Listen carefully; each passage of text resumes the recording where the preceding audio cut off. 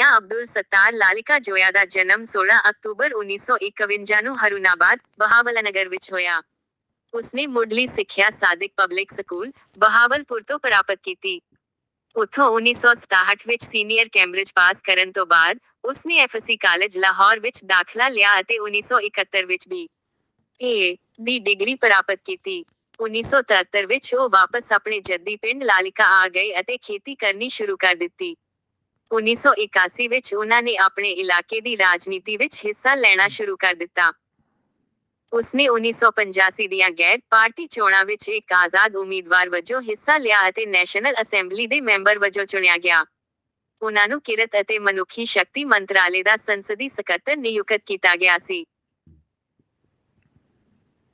1990 ਦੀਆਂ ਆਮ ਚੋਣਾਂ ਤੋਂ ਤੁਰੰਤ ਬਾਅਦ ਮੀਆਂ ਨਵਾਜ਼ ਸ਼ਰੀਫ ਨੇ ਮਲਿਕ ਖੁਦਾ ਬਖਸ਼ ਟੋਵਾਨਾ ਅਤੇ ਮੀਆਂ ਅਬਦੁਲ ਸੱਤਾਰ ਲਾਲਿਕਾ ਨੂੰ ਪੀਰ ਪਗੜਾ ਅਤੇ ਜਾਮ ਸਾਦਿਕ ਨੂੰ ਮਿਲਣ ਲਈ ਸਿੰਧ ਭੇਜਿਆ ਅਤੇ ਗੁਲਾਮ ਮੁਸਤਫਾ ਜਤੋਈ ਦੇ ਮੁਕਾਬਲੇ ਨਵਾਜ਼ ਸ਼ਰੀਫ ਨੂੰ ਪ੍ਰਧਾਨ ਮੰਤਰੀ ਨਿਯੁਕਤ ਕਰਨ ਲਈ ਮੀਆਂ ਅਬਦੁਲ ਸੱਤਾਰ ਲਾਲਿਕਾ ਨੂੰ ਹਾਸਿਲ ਕਰ ਲਿਆ।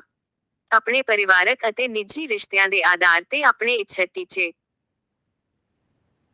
1992 ਦੇ ਸ਼ੁਰੂ ਵਿੱਚ ਬਲੋਚਿਸਤਾਨ ਵਿੱਚ ਤਾਜ ਜਮਾਲੀ ਦੀ ਸਰਕਾਰ ਨੂੰ ਬੇਭਰੋਸਗੀ ਦੇ ਖਤਰੇ ਦਾ ਸਾਹਮਣਾ ਕਰਨਾ ਪਿਆ ਤਾਂ ਰਾਸ਼ਟਰਪਤੀ ਗੁਲਾਮ ਇਸਹਾਕ ਖਾਨ ਅਤੇ ਪ੍ਰਧਾਨ ਮੰਤਰੀ ਮੀਆਂ ਨਵਾਜ਼ ਸ਼ਰੀਫ ਨੇ ਲਾਲਿਕਾ ਸਾਹਿਬ ਨੂੰ ਉਸ ਦੀ ਮਦਦ ਲਈ ਭੇਜਿਆ। ਕਿਉਂਕਿ ਲਾਲਿਕਾ ਸਾਹਿਬ ਦਾ ਜਾਮ ਯੂਸਫ ਨਾਲ ਨਿੱਜੀ ਸਮਾਗਮ ਸੀ, ਇਸ ਲਈ ਉਨ੍ਹਾਂ ਦੀ ਮਦਦ ਨਾਲ ਇਹ ਖਤਰਾ ਟਲ ਗਿਆ। ਉਹ ਆਮ ਚੋਣਾਂ ਵਿੱਚ ਲਗਾਤਾਰ 5ਵੀਂ ਵਾਰ ਨੈਸ਼ਨਲ ਅਸੈਂਬਲੀ ਦੇ ਮੈਂਬਰ ਵਜੋਂ ਚੁਣੇ ਗਏ ਸਨ। ਸ਼ੁੱਕਰਵਾਰ, 13 ਫਰਵਰੀ ਨੂੰ ਲਾਹੌਰ ਵਿੱਚ ਉਨ੍ਹਾਂ ਦੀ ਰਿਹਾਇਸ਼ ਤੇ ਉਨ੍ਹਾਂ ਨੂੰ ਦਿਲ ਦਾ ਦੌਰਾ ਪਿਆ ਅਤੇ ਉਨ੍ਹਾਂ ਨੇ ਖਾਲਿਕ ਹਕੀਕੀ ਨਾਲ ਮੁਲਾਕਾਤ ਕੀਤੀ।